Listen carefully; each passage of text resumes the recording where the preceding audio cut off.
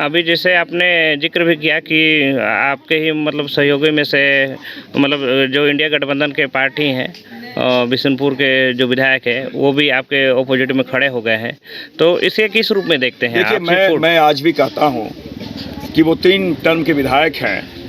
अगर उन्हें चुनाव, पहले तो ये महागठबंधन धर्म का पालन नहीं कर रहे हैं और कहीं न कहीं वो, सबसे पहली बात, ये लड़ाई आदिवासियत की, आदिवासी मुद्दों पे भी लड़ाई लड़ी जा रही है, तो ये कहीं न कहीं आदिवासी समाज के साथ उनका ये विश्वासघात है, पहली बात।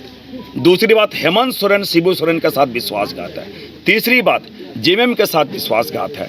अगर उन्हें चुनाव लड़ना था तो जेएमएम से क्यों नहीं रिजाइन किए? सवाल तो जनता पूछेगी। आप जेएमएम से रिजाइन भी नहीं करते हैं, महागठबंधन को भी नहीं मानते, इसका मतलब कहीं ना कहीं आप आरएसएस और एजेंट और भारतीय जनता पार्टी का आप एजेंट बन के चुनाव लड़ रहे हो, पहली बात। दूसरी बात, आज हेमंत सोरेन जी को बेवजह एक षड्यंत्र के तहत चुनी हुई सरकार को 29 राज्यों में हमारा एक मुख्यमंत्री था, आदिवासी मुख्यमंत्री, उसको आपने जेल में डाला।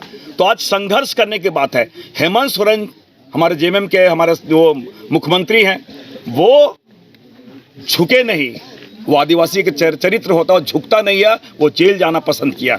लेकिन जिनका आप जिक्र करें वो किस प्रकार का आदिवासी है कि वो जाकर सरेंडर कर दिए हैं, वो एजेंट के रूप में काम करें, और जहाँ पर संघर्ष करना है, आज हम संघर्ष आदिवासी लोग कर रहे हैं, तो आप चुनाव में खड़े हो गए हैं। तो ये तो कहीं ना कहीं पार्टी को भी कमजोर कर रहे हैं, महागठबंधन को कमजोर कर रहे हैं। इसलिए हम कह सकते हैं कि सही मायने में ये आरएसएस भाजपा का वो घुसपैठिए के रूप में काम कर रहे हैं, एजेंट के रूप में वो काम कर रहे हैं, और ये कहीं न कहीं आदिवासी महागठबंधन और जेएमएम के गद्दार के रूप में काम कर रहे हैं। तो ऐसे में कहा जा सकता है कि वो चुनाव को प्रभावित करेंगे, आपके वोट कोई प्रभावित नहीं करेगा। आप देखिए, हमारी जनता हमारे साथ है, कोई प्रभावित नहीं करेंगे, कहीं से कोई हम लोग चिंतित नहीं है, कोई प्रभावित करने की बात नहीं है। ये लड़ाई जनता लड़ रही है, ये लड़ाई सुखदेव भगत अकेला नहीं लड़ रहा है, ये लड़ाई जनता लड़ रही है। जनता वर्सेस तानाशाह सरकार के बीच लड़ाई है। इसलिए जनता जब चुनाव में लड़ रही है तो कहीं भी चिंता करने की कोई बात नहीं है।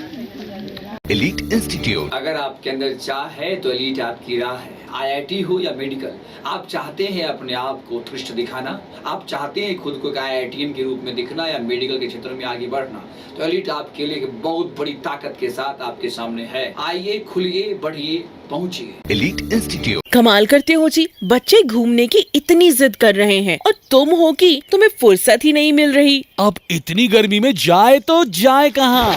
इस गर्मी में मस्ती और फन का आ गया है परफेक्ट डेस्टिनेशन, वाइल्ड वादी, जहाँ है water park, bird park, flower park, trampoline park, amusement park, 250 feet लंबा, जिप लाइन और क्रिकेट स्टिमुलेशन का खूबसूरत नजारा। वाइल्ड वादी, 10 माइल चौक, रांची। वाइल्ड वादी यानी अनलिमिटेड फन और अनलिमिटेड मस्ती।